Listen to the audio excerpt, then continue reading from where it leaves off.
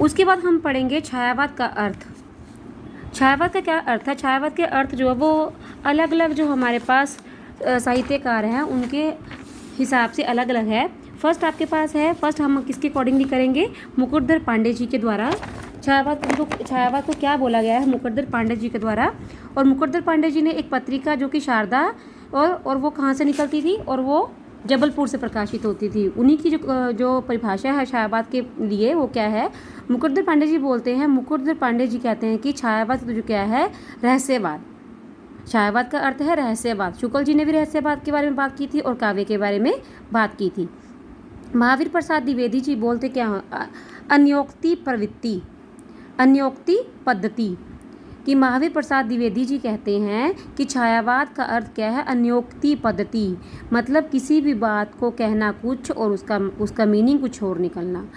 आचार्य शुक्ल जी कहते हैं शैली वैचित्र्य मधुचर्या और चित्रभाषा शैली। छायावाद का अर्थ क्या है? आचार्य शुक्ल के अनुसार शैली वैचित्र्य मधुचर्या चित्रभाषा शैली।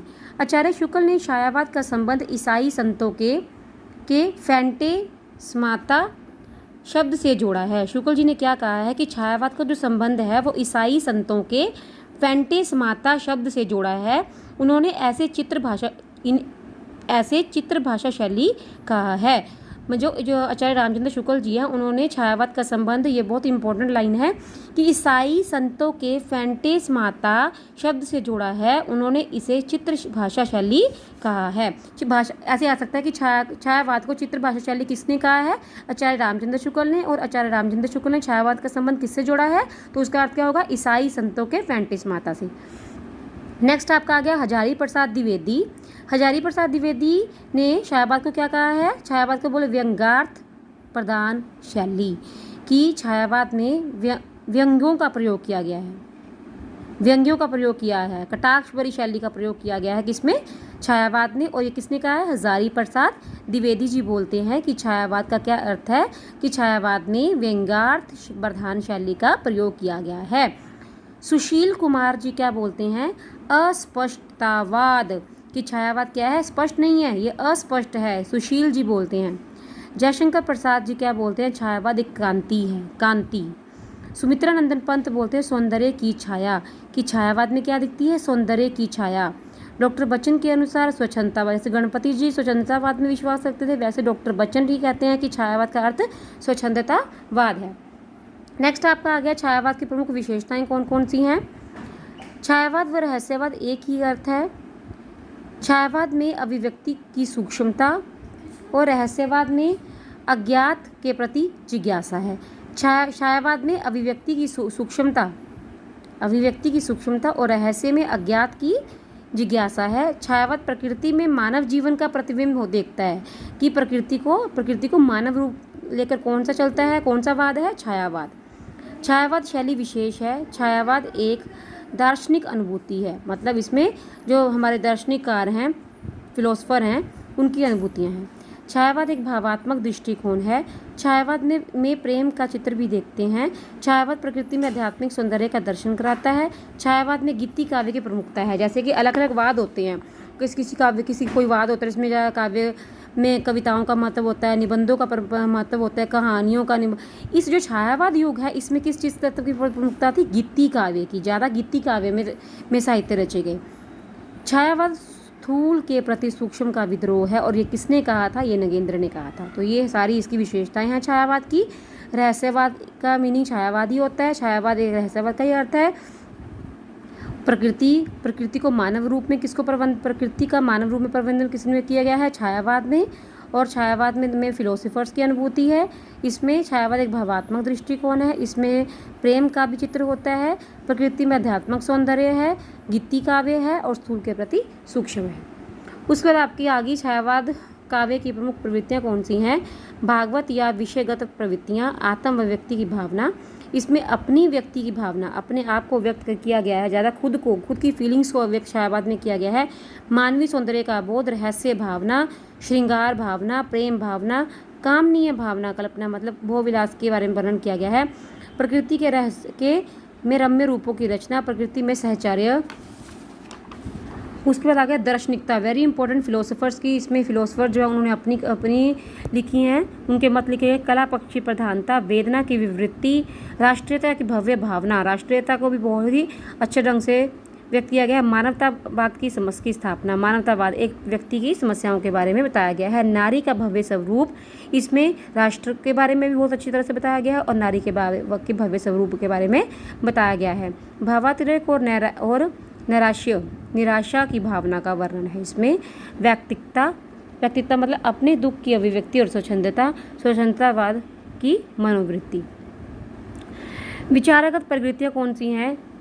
सांस्कृतिक एवं सामाजिक चेतना, समन्वय का संदेश, पीड़ित विश्व की सेवा का संदेश।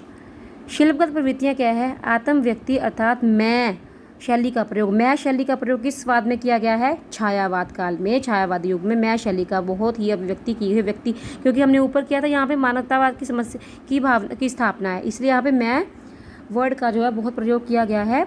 ललित कोमलकांत पदावली का प्रयोग, मुक्तक छंद शैली का प्रयोग, बहुत इंपॉर्टेंट, छायावाद में मुक्तक शैली का प्रयोग, रीति काव्य का प्रयोग किया गया है।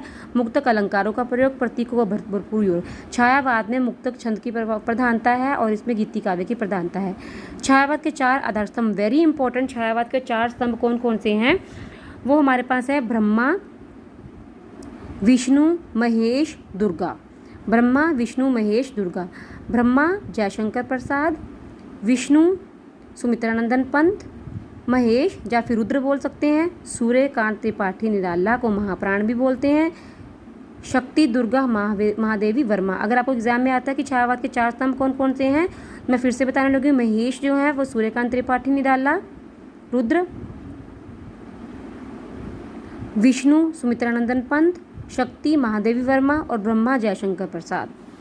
उसके बाद आपका छायावाद की भृत्रयी, 3 बड़े कवि, आचार्य नंद दुलारे वाजपेयी। आचार्य नंद दुलारे वाजपेयी जो है वो छायावाद के 3 बड़े कवियों में आते हैं।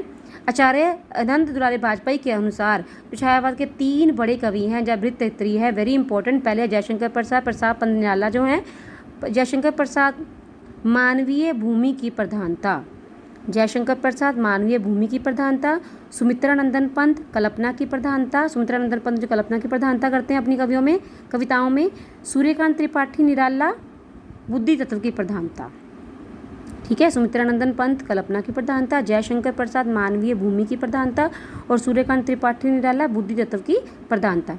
छायावाद की लघुत्रयी, महादेवी वर्मा, 3 सारे वर्मा आते हैं लघुत्रयी में। पहले हमने किसके बारे में वर्णन किया था? भृत्रयी, अब लघुत्रयी। लघुत्रयी में भी हमारे पास 3 आएंगे, महादेवी वर्मा, रामकुमार वर्मा, भगवती चरण वर्मा। लघुत्रयी में तीनों वर्मा आएंगे, महादेवी वर्मा, रामकुमार वर्मा और भगवती चरण वर्मा। लघुत्रयी में 3 आएंगे, कौन कौन से? महादेवी वर्मा, रामकुमार वर्मा और भगवती चरण वर्मा। छायावाद के 4 प्रमुख कवियों के दार्शनिक मत, क्योंकि हमने वर्णन किया है कि इसमें दार्शनिकतावाद कवियों का वर्णन किया है। छायावाद के फर्स्ट आपके पास है जयशंकर प्रसाद। जयशंकर प्रसाद का कौन था? प्रत्यभिक्षा दर्शन, आनंदवाद या समरसतावाद। जयशंकर प्रसाद प्रत्यभिक्षा दर्शन, आनंदवाद या समरसतावाद। सुमित्रानंदन पंत को गोसाई भी बोलते हैं, सुमित्रानंदन पंत अरविंद दर्शन। सूर्यकांत त्रिपाठी निराला, सूर्यकांत अद्वैत वेदांत दर्शन। महादेवी वर्मा बौद्ध दर्शन। फिर से मैं बता देती हूँ दर्शनों के बारे में। जयशंकर प्रसाद प्रत्यभिक्षा दर्शन, आनंदवाद ते समरसतावाद। सुमित्रानंदन पंत अरविंद दर्शन। सूर्यकांत त्रिपाठी निराला अद्वैत वेदांत दर्शन। महादेवी वर्मा बौद्ध दर्शन।